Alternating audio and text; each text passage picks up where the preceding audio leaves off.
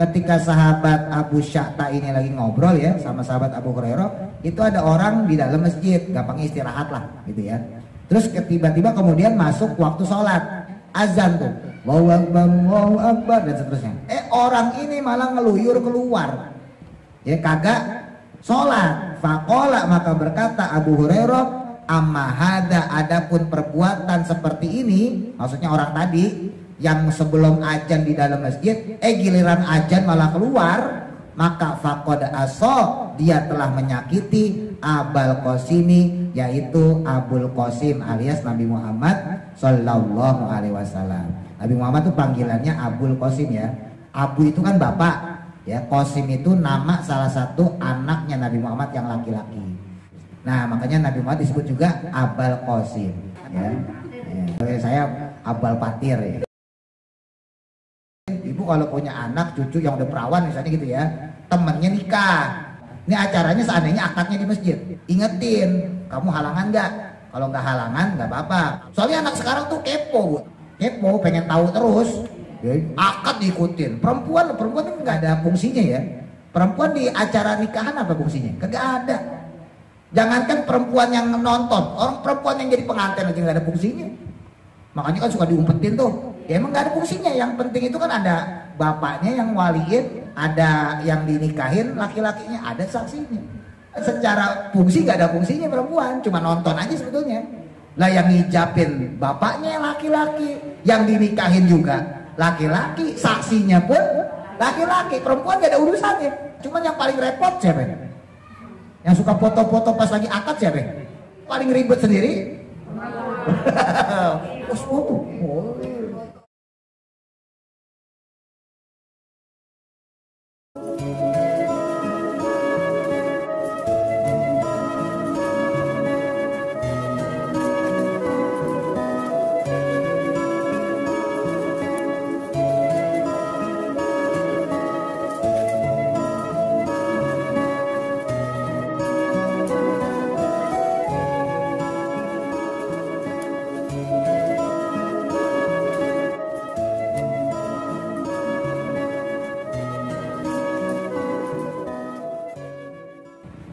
Masih terkait dengan pengagungan terhadap masjid ya, adab terhadap masjid.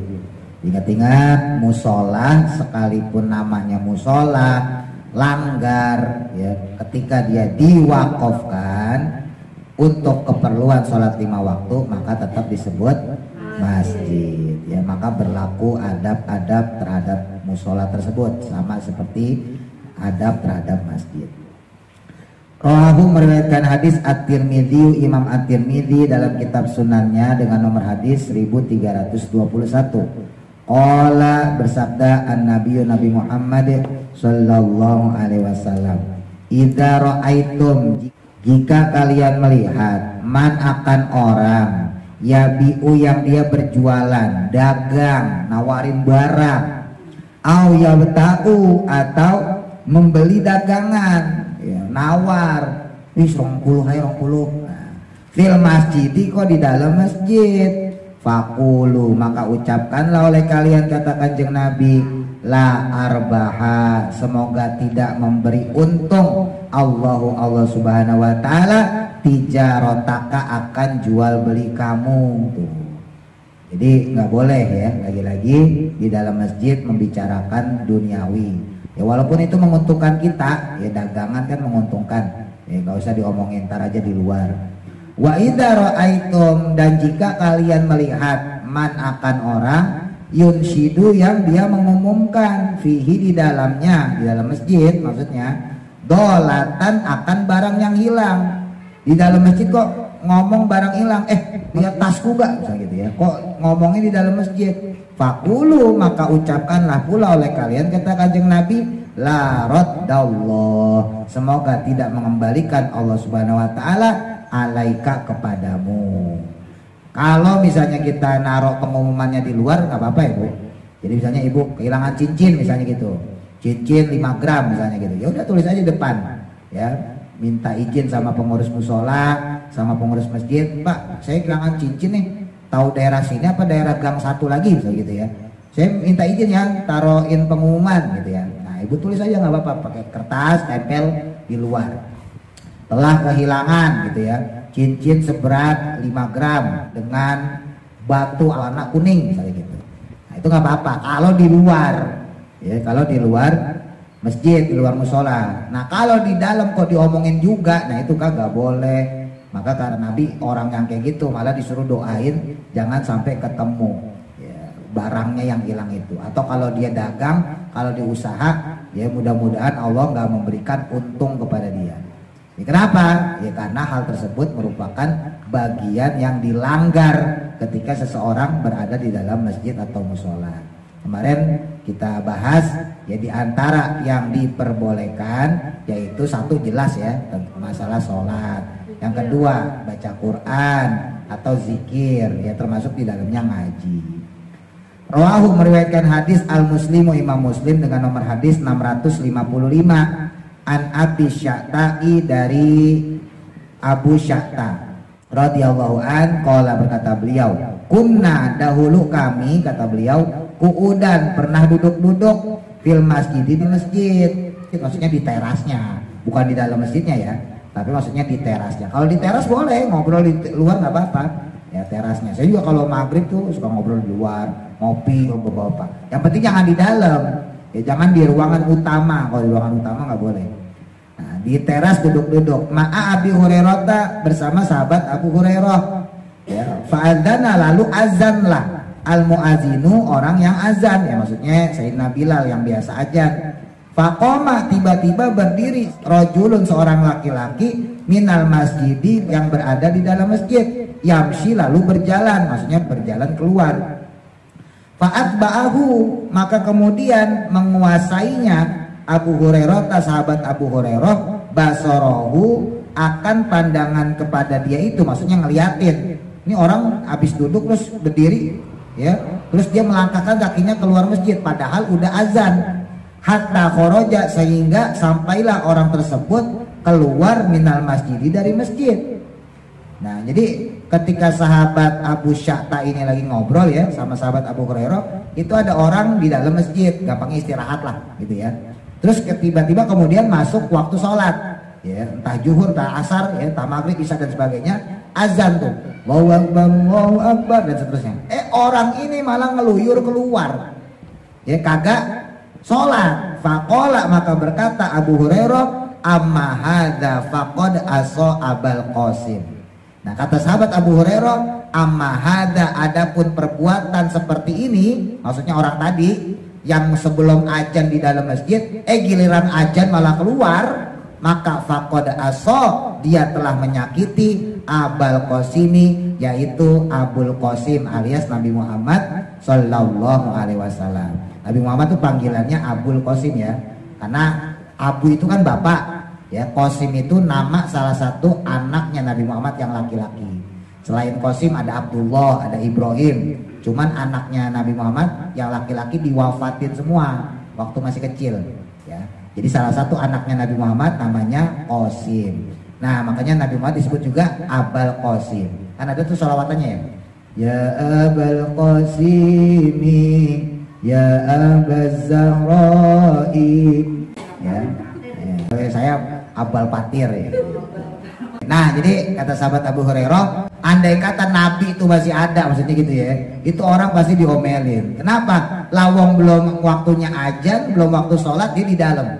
Lah kira ajan malah keluar, malah pergi gitu. Maka orang tersebut kata sahabat Abu Hurairah berarti menyakiti hati Rasulullah. Nah, ini pelajaran nih buat kita nih. Barangkali gitu ya, ibu-ibu misalnya gitu kondangan jam 10, jam 11 gitu kan. Nah habis kondangan kebetulan ada musola, ada masjid ya biasanya main di musola ya, senangnya sama musola masjid. Nah istirahat di situ leyeh-leyeh. Lah kok aja jangan kabur ya, sholat dulu. Atau mungkin ibu pas lagi pulang kampung gitu ya, di rest area udah sholat zuhur tadi, udah sholat zuhur di jalan lagi sampai rest area misalnya 2:30, istirahat dulu makan, terus santai-santai di musola rest area gitu kan, di masjid rest area. Enggak lama ajan, jangan langsung jalan, malah jalan. Sholat dulu maksudnya begitu. Nah itu juga termasuk salah satu adab di masjid. Ya adab di masjid itu bukan cuma nggak buang sampah, nggak ngomongin masalah dunia ya, termasuk di dalam hal itu adalah ibadah. Ya, makanya disebutin yang dimaksud dengan roboh min riyadil jannah, itu taman dari tamannya surga, yaitu ketika ada satu tempat masjid misalnya ya, madrasah dan sebagainya yang digunakan pengajian. Singgahlah kalau kalian ketemu tempat seperti itu, walaupun cuma sekadar berhenti untuk ngalap berkah. Jadi seandainya gitu ibu lewat satu masjid, satu musola, kok ada pengajian, kok ada sholat berjamaah, ada ibadah lah ya, apapun itu, berhenti sejenak untuk doa. Ya, karena di situ ada malaikat-malaikat rahmat yang ngedoain orang yang ada di situ. Ya, cuma kita kagak ngelihat. Ya, sama nih kita ada malaikatnya nih, cuma kita kagak ngelihat masalahnya. Lo kalau ngelihat penuh ini, oh pada berdoa semua ya kan. Nah kalau ibu lewat nih, tujuannya bukan ngaji ya, maksudnya buat main ke rumah teman. Ya mau nyamperin saudara misalnya, pas lewat loh kok ada yang ngaji nih, berhenti sebentar, doa di situ untuk menghormati tempat tersebut yang digunakan untuk belajar, untuk ibadah, untuk zikir dan sebagainya, gitu ya.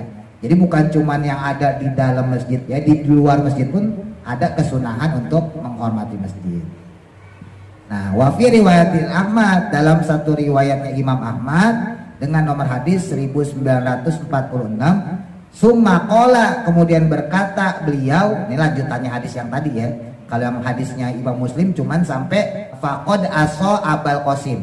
Nah, ini diteruskan dalam kitab Musnadnya Imam Ahmad, hadis yang diriwayatkan dari Imam Muslim tadi ya, dengan nomor hadis 1946. Summa qala, kemudian berkata, amarona, memerintahkan kepada kami Rasulullah sallallahu alaihi wasallam, idza kuntum, jika sudah berada kalian fil masjidi, di dalam masjid, fanudia, maka tunaikanlah bisolati, dengan sholat terlebih dahulu, fala yakhruju, dan janganlah keluar, ahadukum, salah satu dari kalian, hatta yusolli, sehingga melaksanakan sholat tersebut.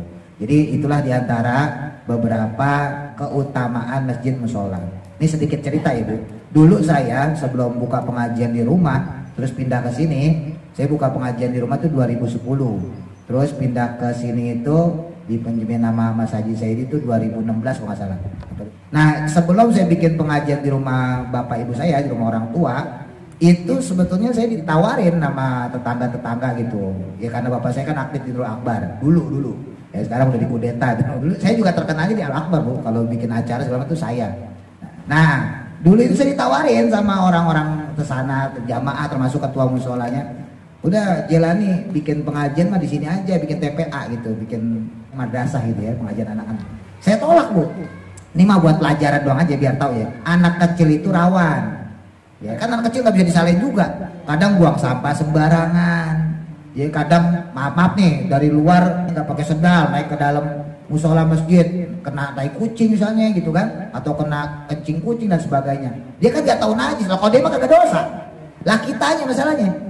Ya, nah makanya saya waktu itu saya tolak, alasan saya itu karena kalau musola dijadiin pengajian anak kecil itu rawan, belum lagi ntar kalau dia balik. Ya, sekarang anak kelas 4 kelas 5 SD Bu itu udah balik. Ya rata-rata ibu kalau punya anak punya cucu siap-siap tuh kelas 4 kelas 5 SD udah balik.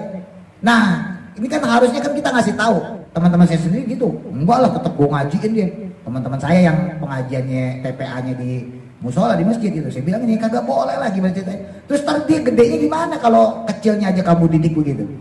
Nah kan di antara yang nggak boleh masuk musola masuk masjid itu kan orang yang dalam keadaan hadas besar, ya termasuk perempuan kan gitu ya. Lah sekarang ya emang sih dia mau ngaji, ya emang dia mau ngaji, cuma dia masuknya ke dalam masjid. Ini pembelajaran.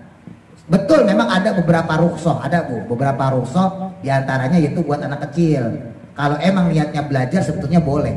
Cuman ini secara pembelajaran, secara pendidikan nggak bagus. Nanti kebiasaan sampai gede. Iya kalau dia ngaji sampai kelar. Anak sekarang kadang-kadang SMP udah berhenti. Ya, takutnya ilmunya mentok. Dianggapnya oh berarti orang halangan perempuan head boleh masuk masjid. Nah itu. Jadi saya punya pertimbangan sampai segitu Bu. Jadi lebih banyak mudorotnya daripada manfaatnya. Benar emang pengajian di musola buat anak kecil itu bagus. Ya. Setidaknya untuk melatih sholat gampang. Waktunya zuhur ayo sholat dulu, baru kita mulai ngaji, itu gampang ya. waktunya asar ya sholat dulu, habis itu kita ngaji lagi asar gitu. Beda sama di rumah. Kalau di rumah tuh yang sholat asar dikit bu, paling cuma 2 sampai 3 asar itu yang ikut anak, yang lain tuh banyak yang di rumah aja. Pak Ustadz nggak mau kena, yang perempuan gitu, yang laki-laki ada lah, Pak Ustadz buru-buru eskul ada aja gitu ya, tapi tetap ada yang sholat asar di sini saya ajak ya. Maksudnya secara pendidikan agak sulit memang karena di rumah ya, tapi ya mudorotnya di sholat masjid itu lebih gede sebetulnya ya tadi tuh, karena anak kecil nggak tahu adab terhadap musola gitu, karena emang belum pelajarannya di begitu. Namanya anak kecil makanya yang penting baca Iqra kan gitu kan, baca juz amma, belajar sholat gitu aja. Adab-adab mungkin belum terlalu diajarin, dan kalau diajarin pun ya kagak mudeng orang masih kecil. Nah jadi mudorotnya sebetulnya lebih banyak. Nah ini kadang-kadang kemudian terbawa sampai gede. Ketika gede akhirnya dia nggak tahu bahwa orang halangan, orang head itu nggak boleh masuk masjid gitu. Walaupun sekali lagi tetap ada beberapa yang diruksoh ya, misalnya untuk ngambil sesuatu yang ketinggalan, nah itu boleh. Jadi cuma sekedar melintas gitu.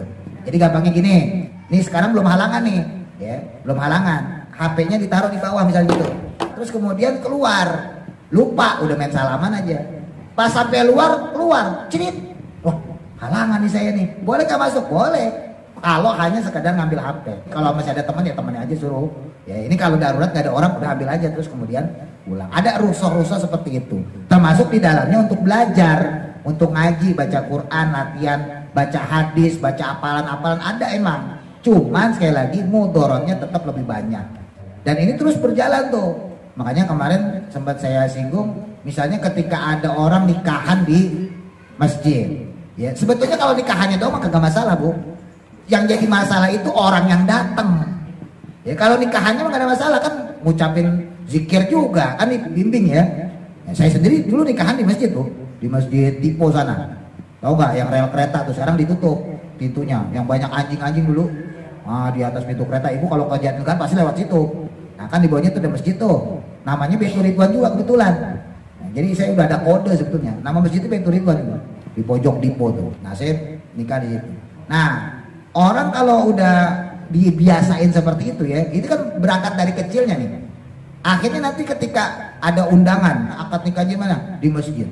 Sementara misalnya maaf nih perempuannya lagi dalam keadaan head. Ya orang acaranya di masjid, pokoknya nggak mau masuk. Ya kan? Nah itu yang khawatir. Itu kan pembelajarannya sampai ke situ. Makanya waktu itu saya ingetin, ibu kalau punya anak cucu yang udah perawan misalnya gitu ya, temennya nikah, ingetin, kamu halangan nggak? Kalau nggak halangan nggak apa-apa. Kalau acaranya di masjid ya, kalau acaranya nggak di masjid nggak apa-apa. Ini acaranya seandainya akadnya di masjid. Soalnya anak sekarang tuh kepo, Bu, tau kepo nggak? Kepo, pengen tahu terus. Ya, akad diikutin. Perempuan itu nggak ada fungsinya ya. Perempuan di acara nikahan apa fungsinya? Kagak ada. Jangankan perempuan yang nonton, orang perempuan yang jadi pengantin aja nggak ada fungsinya. Makanya kan suka diumpetin tuh. Ya emang nggak ada fungsinya. Yang penting itu kan ada bapaknya yang waliin, kan gitu. Ada yang dinikahin laki-lakinya, ada saksinya. Kan gitu. Perempuan mah enggak, cuman yang paling repot siapa? Yang suka foto-foto pas lagi akad siapa? Mama itu susah. Iya kan? Padahal secara fungsi nggak ada fungsinya perempuan, cuma nonton aja sebetulnya. Lah yang ngijabin bapaknya laki-laki, yang dinikahin juga laki-laki, saksinya pun laki-laki, perempuan nggak ada urusannya. Tapi yang paling ribet sendiri, kepo, bener kan? Nah, ya sudah nggak masalah, saya sih nggak nyalain nggak ya. Cuman nih kita harus ngerem juga. Kalau itu kejadiannya di musola di masjid, akadnya ya, jangan lupa ada adab-adabnya. Oke lah kita nggak halangan, tapi kan ada adabnya juga di musola masjid. Masa di musola masjid teriak-teriak, ayo, gitu, ayo nggak mungkin juga. Atau tadi misalnya kita punya anak, punya cucu perawan nih, ya udah kasih tahu. Nah, kamu mau datang ke nikahan siapa? Teman sekolah saya mah dulu, bisa gitu ya.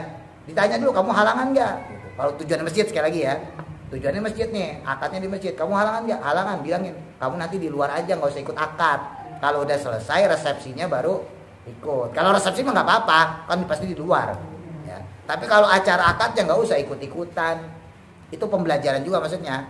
Gitu. Jadi memang kegiatan-kegiatan lain selain sholat yang diadakan di dalam masjid itu ya ada dua kemungkinan Bu. Ya ada baiknya, ada juga buruknya. Baiknya itu ya lebih gampang lah gitu ya. Ngumpulin orang kayak gini kan lebih gampang. Ya, tapi buruknya itu ya kadang-kadang ada hal-hal yang kita langgar dalam adab masjid. Kemarin saya contohin misalnya kayak ibu-ibu mungkin berangkat udah nyampe sini ngomongin apaan. Ya tadi tuh ya larangan misalnya ngomongin dagangan atau bisnis gitu kan. Wah, saya dapat orderan baru di situ. Mau nggak bareng-bareng? Nah, itu kan yang di luar kebutuhan yang dilakukan dalam masjid. Adab di masjidnya sebenarnya kelanggar tuh. Ya. Jadi memang ada manfaat, ada kebaikan ya mengadakan kegiatan dalam masjid, tapi juga ada mudorotnya. Tinggal kita nilai mudorotnya lebih banyak atau lebih sedikit. Makanya kemarin sempat saya singgung, ya saya sih berdoa mudah-mudahan mudorotnya lebih sedikit, tetap manfaatnya lebih banyak. Ibu paling ngomongin berapa lama sih? Ngomongin ayam lah kalau paling berapa menit. Kan lebih lamaan ngajinya maksudnya. Gitu. Nah beda sama kayak anak kecil tadi tuh. Kalau musola masjid dibikin TPA TPQ itu repot. Ya seharian lari-larian terus. Ya kan buang sampah macam-macam teriak-teriakan. Nah itu yang kita khawatirin itu ke bawah sampai gede. Kalau ngajinya kelar gak ada masalah. Kelas 4, kelas 5 masih ngaji, kelas 6 masih ngaji, masih bisa ditatar. Lah kalau kelas 3 udah berhenti. Pas lagi bandel-bandelnya berhenti. Terus gak ngaji-ngaji lagi sampai gede. Akhirnya dia tahu bahwa di masjid itu boleh ngapa-ngapain. Jadi kan terputus ya, pendidikannya terputus. Itu yang kita khawatirin. Gitu. Buat tidur kalau seandainya istirahat doang gak masalah. Tapi kan biasanya masjid ada terasnya. Nah kalau di teras gak apa-apa. Yang penting jangan di ruang utama.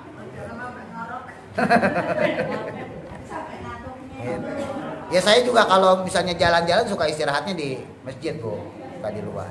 Cuman tadi tahu diri, pas udah azan jangan keluar, jangan tidur. Oh tanggung tidur lagi jangan, apa saja nih sholat dulu. Ya, mudah-mudahan manfaat. Al-Fatihah. Bismillahirrahmanirrahim.